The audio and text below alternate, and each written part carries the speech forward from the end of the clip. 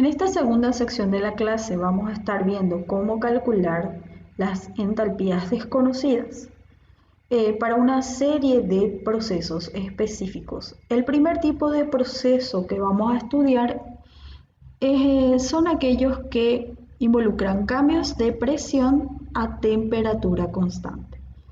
Ustedes saben que en el caso de los gases ideales, la energía interna específica y la entalpía específica son independientes de la presión.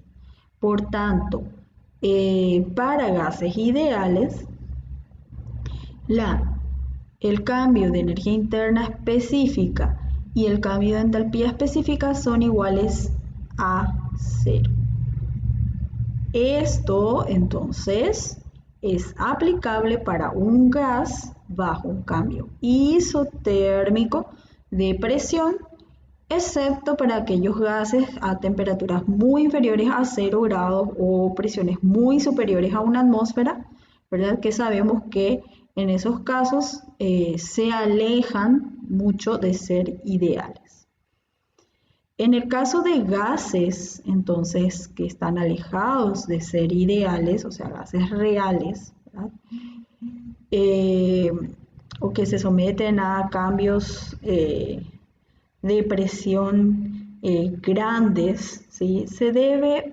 Esto que acabamos de mencionar no es aplicable y por tanto se debe emplear tablas de propiedades termodinámicas o correlaciones termodinámicas para poder calcular los cambios de estas propiedades, ¿sí? Necesariamente para gases, para gases reales, ¿sí? Gases que se alejen de la idealidad, estas propiedades deben obtenerse de tablas y correlaciones termodinámicas, ¿sí?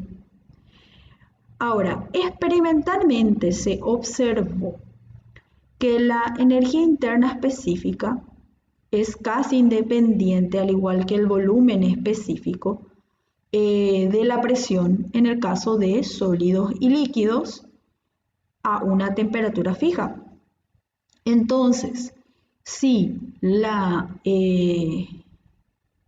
presión de un sólido o de un líquido cambia a temperatura constante, como la energía interna específica es casi independiente de la presión, el cambio entonces de energía interna específica será 0 para el sólido o líquido, ¿sí?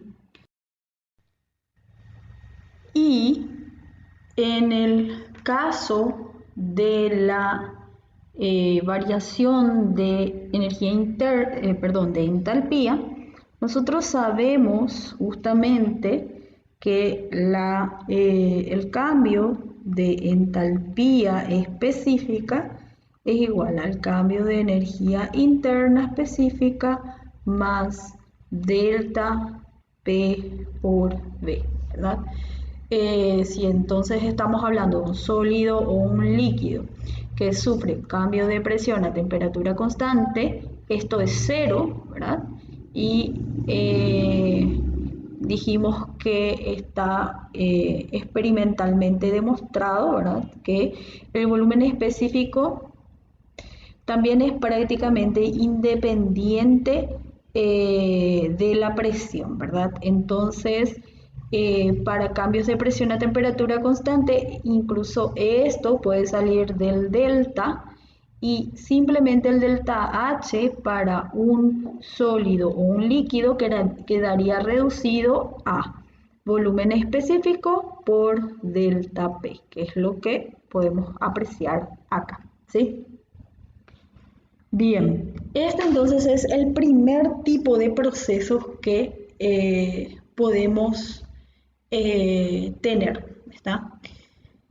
Para fijar un poco lo que estuvimos viendo, quiero que resuelvan solos como ejercicio de autoevaluación estos dos ejercicios, ¿sí? Entonces queda como tarea resolver el ejercicio de autoevaluación. Bien, el segundo tipo de procesos que vamos a estar estudiando son aquellos que involucran cambios de temperatura. Nosotros sabemos que calor sensible eh, es aquel calor que se necesita transferir, ¿verdad? Para aumentar o reducir la temperatura de una sustancia o una mezcla de sustancias, ¿verdad? La cantidad de calor requerida para producir un cambio de temperatura en un sistema, sabemos que se puede determinar a partir de la forma adecuada a la primera ley de la termodinámica que ya estuvimos estudiando, ¿verdad?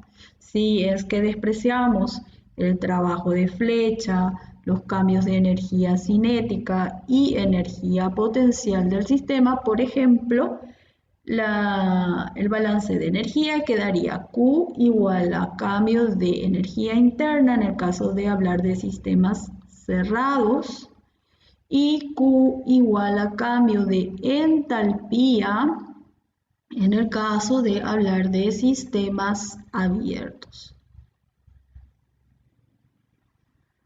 Entonces, para determinar los requerimientos de calor sensible para un proceso, ya sea de calentamiento o enfriamiento, debemos determinar estos cambios de energía interna o entalpía para ese cambio de temperatura específico, ¿verdad? La energía interna específica de una sustancia sabemos que depende en gran medida de la temperatura, ¿verdad? Si la temperatura se incrementa o se reduce de manera tal que el volumen del sistema permanece constante, la energía interna del sistema, ¿verdad? De la sustancia, en realidad, puede variar como se muestra en la figura, ¿sí? Fíjense que un cambio de temperatura delta T desde T1, ¿sí? Conduce a un cambio de energía interna específica delta U, ¿sí? Cuando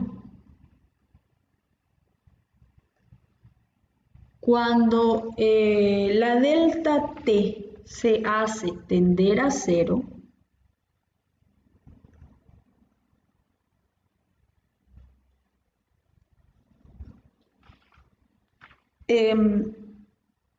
la relación delta U delta T, ¿sí? Se aproxima a un valor límite que correspondería a la pendiente de la curva en T1, que por definición nosotros conocemos justamente a ese límite al cual,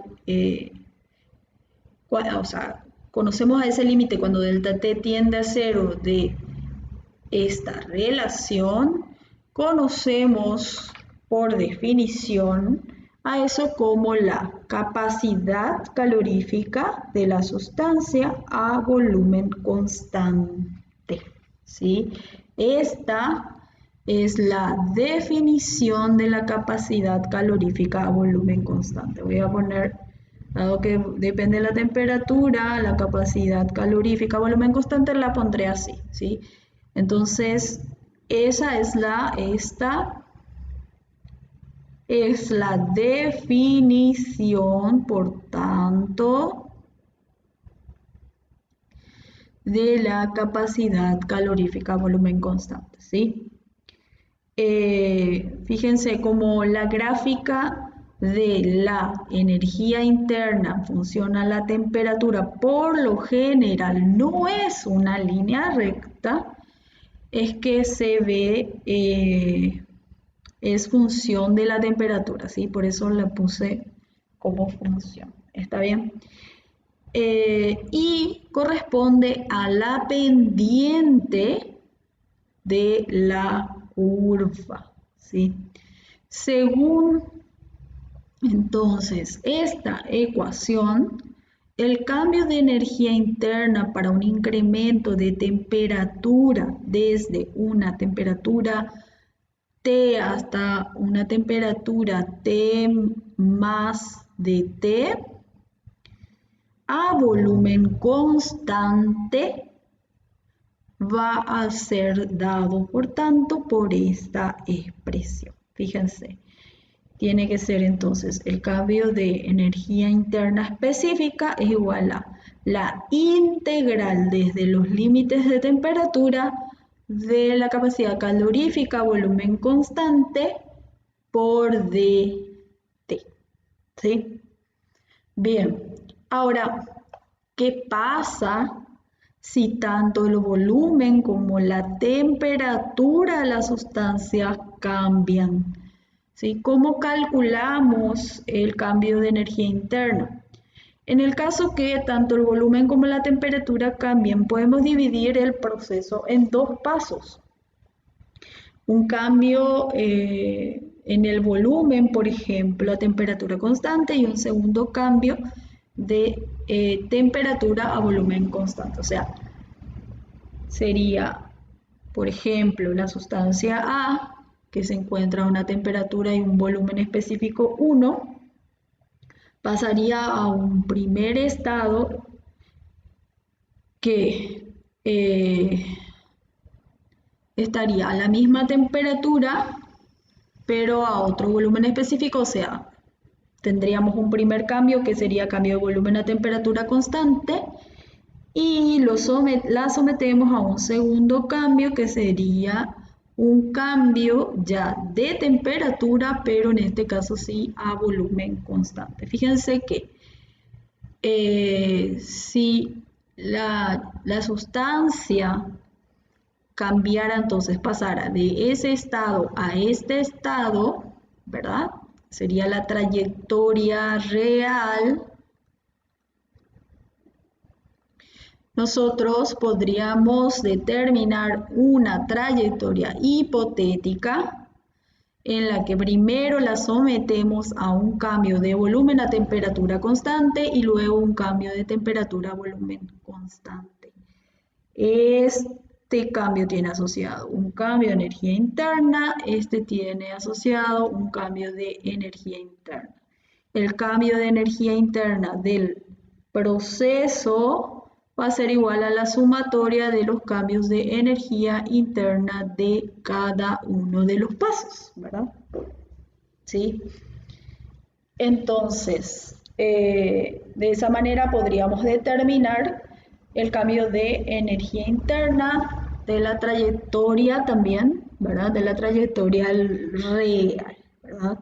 Sabemos que el cambio total de esta trayectoria hipotética es igual al cambio total de esta trayectoria real, porque la energía interna específica es una propiedad de estado. Por tanto, este delta U deseado, ¿verdad?, va a ser igual a esta sumatoria. Fíjense que si la sustancia que está pasando por el cambio de estado, si la sustancia A, que es la que está pasando por el proceso, fuera un gas ideal, o incluso un líquido o un sólido, porque sería una buena aproximación también para un líquido o un sólido. Fíjense que si fuera un líquido o un sólido o un gas ideal, sabemos que en esos casos la energía interna específica depende solo de la temperatura. ¿Sí? Entonces, fíjense que dado que en el primer paso la temperatura es constante, si la sustancia fuera un gas ideal o un sólido o un líquido, nosotros podemos tomar que el cambio de energía interna del paso 1 es aproximadamente 0. En el caso de que sea un gas ideal sería 0, en el caso de que sea un sólido o un líquido sería aproximadamente 0, ¿verdad? Y esto, por ejemplo, entonces se cumpliría para cualquier sustancia excepto que fuera un gas no ideal, ¿verdad? Ahora, fíjense que el paso 2 es un cambio de temperatura a volumen constante. Y para el paso 2 sí ya podemos entonces calcular el cambio de energía interna para el paso 2 por lo que acabamos de aprender, que es la integral de T1 a T2 de la capacidad calorífica a volumen constante de la sustancia por dt, ¿sí? Bien, entonces en base a todo esto podemos decir entonces que la expresión para determinar la energía interna específica, ¿sí? Esta expresión va a ser exacta siempre si estamos hablando de un gas ideal, ¿sí? Asimismo, en el caso, a ver, si se tratara de un gas real, ¿sí?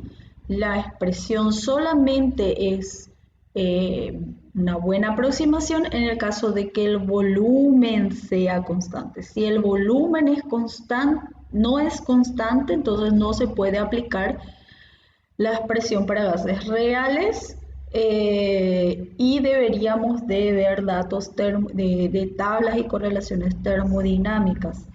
Y en el caso de sólidos y líquidos también es buena la aproximación, esta expresión, ¿verdad? También es una buena aproximación siempre, ¿sí?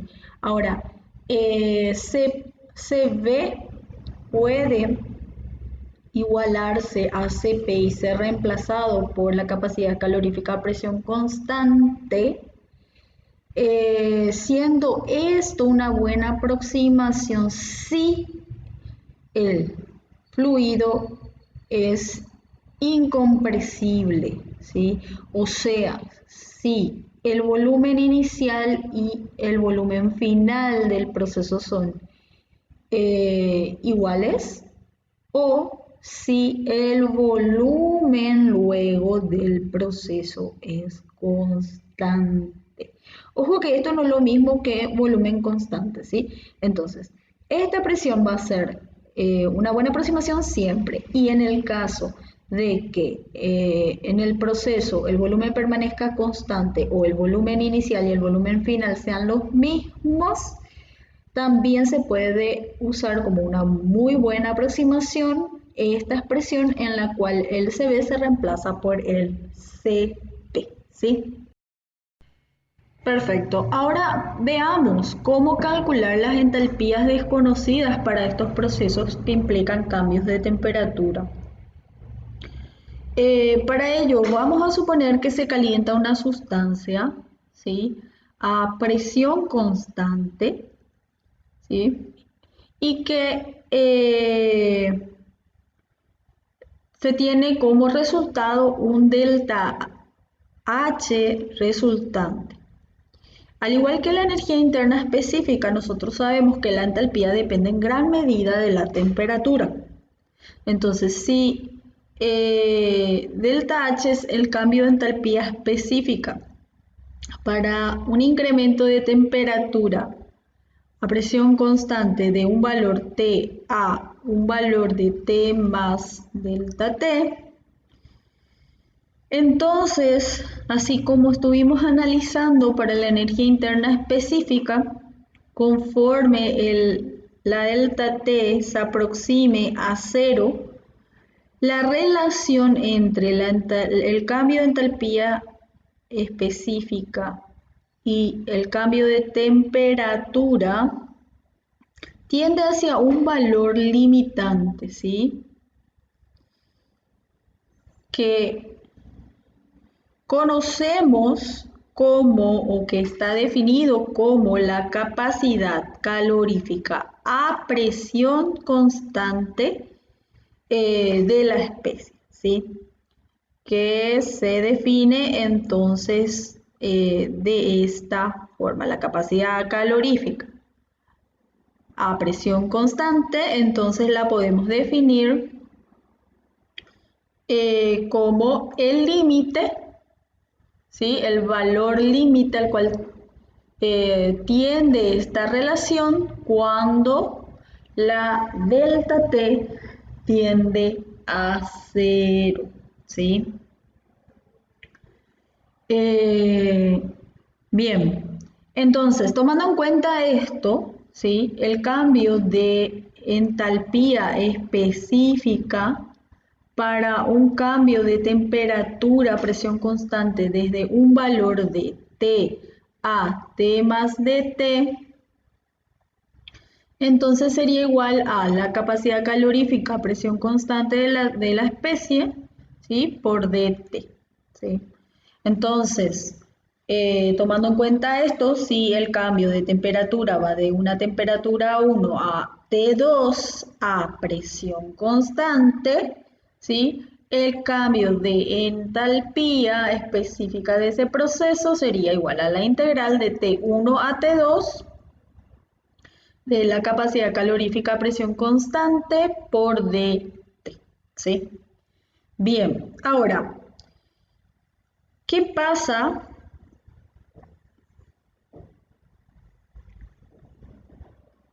¿Qué pasa si, además de ocurrir un cambio de temperatura, también ocurre un cambio de presión? O sea, la especie A pasa de un estado que tiene una temperatura 1 y una presión 1 a un estado 2 con una temperatura y presión diferentes, ¿sí? ¿Cómo determinamos el cambio de entalpía específica de ese proceso? Para ello podemos construir también, así como estuvimos analizando para la energía interna, podemos construir una trayectoria hipotética en este caso de dos pasos. Un primer paso, fíjense, podemos tomar que a temperatura 1 y P1 llevamos a la especie a través de un proceso isotérmico a un estado 2 en el que llegue a la presión P2, ¿sí? Este cambio de presión a temperatura constante tiene su correspondiente entonces cambio de entalpía específica. Y como segundo paso podemos llevar la especie a por medio de un proceso a presión constante al estado de T2, P2, un calentamiento a presión constante. Esta etapa también tiene su correspondiente cambio de entalpía específica. Sabemos que el delta H, ¿sí?, de esta trayectoria real que iba desde A a T1, P1 hasta A a T2, P2, se puede igualar al delta H total de esta trayectoria hipotética, que es la suma de delta H1 más el cambio de entalpía que se genera en la etapa 2, ¿sí? Bien, fíjense que la primera etapa es un cambio de presión a temperatura constante, ¿verdad? Cambio de presión a temperatura constante, que ya habíamos estudiado, ¿verdad? Y sabemos que entonces, si es que estamos hablando de un gas ideal, ese delta H de la primera etapa sería 0. Y si estamos hablando de un sólido o un líquido, así como ya vimos, entonces esa delta H de la primera etapa sería volumen específico por delta P. Si habláramos entonces, como dije, de un sólido o un líquido, ¿sí? Ahora, fíjense, el segundo proceso de aquí es un cambio de temperatura a presión constante, que es justamente lo que estábamos viendo hace un momento, ¿verdad? Entonces, de este modo, delta H de la etapa 2 se puede calcular a partir de la integral de T1 a T2 de la capacidad calorífica a presión constante por dt, ¿sí? Y finalmente, entonces, esta expresión, en el caso de que estemos hablando de un gas ideal, ¿sí? Como este es 0 para el gas ideal, entonces esta delta H total en el caso del gas ideal quedaría igual a la integral entre T1 y T2 de Cp por dt. Esto sería entonces exacta para un gas ideal.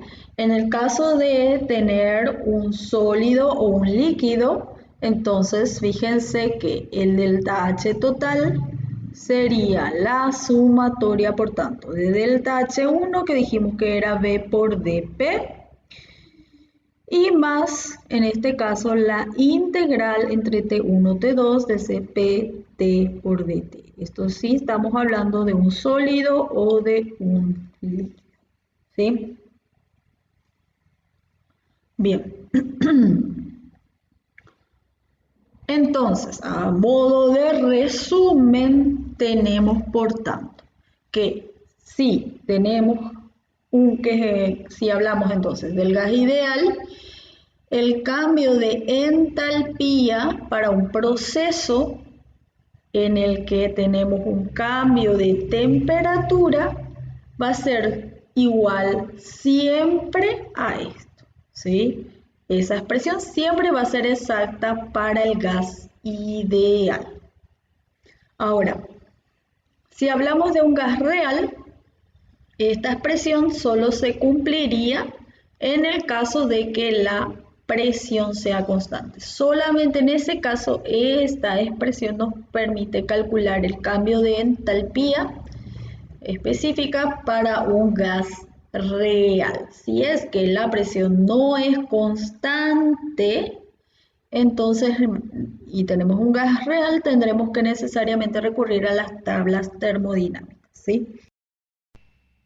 Y en cuanto al caso de sólidos y líquidos, habíamos dicho entonces que cuando tenemos procesos con cambio de temperatura, el cambio de entalpía específica lo podemos determinar por medio de esta expresión. Ahora bien, para todos los cambios de presión, excepto aquellos que son muy grandes, y con cambios de temperatura muy pequeños. El primer término de esta expresión, o sea, este primer término, casi siempre es insignificante con relación a este segundo término, ¿sí? Entonces, el cambio de entalpía específica puede igualarse directamente a la integral, ¿sí?, de la capacidad calorífica a presión constante por dt, siempre que el delta P sea pequeño o la delta T sea muy grande. O sea, es una buena aproximación directamente usar esta expresión si el delta P es pequeño y la delta T es muy grande, ¿sí? Ahora, en caso contrario, no se podría despreciar este término con relación a este y tendríamos que usar por completo esta expresión, ¿sí? Por eso mencionamos que esta expresión completa es exacta siempre, ¿sí? Y que podemos hacer la simplificación de la misma en estos casos, ¿sí? Entonces usaremos la expresión completa, esta expresión completa, cuando el cambio de presión sea grande y el delta T sea pequeño, ¿sí? Espero que se haya entendido. O sea, vamos a hacer un resumen rápido de entonces, o sea, vamos a sintetizar un poco de forma rápida respecto a entonces cómo calcularíamos para sólidos y líquidos el cambio de entalpía específica. Entonces usaríamos esta expresión completita cuando tengamos cambios de presión grandes y cambios de temperatura pequeños. Y podríamos entonces usar esta expresión si tenemos cambios de presión pequeños y cambios de temperatura grandes en el proceso, ¿sí? Bien. Perfecto. Como tarea, en este caso también les dejo entonces resolver el ejercicio de autoevaluación de la página 368, basándose en lo que estuvimos viendo en esta sección de la clase, ¿sí? Hasta aquí va la segunda parte o segunda sección de la clase, ¿está bien? Entonces, cerrarían ustedes con resolviendo este ejercicio de autoevaluación.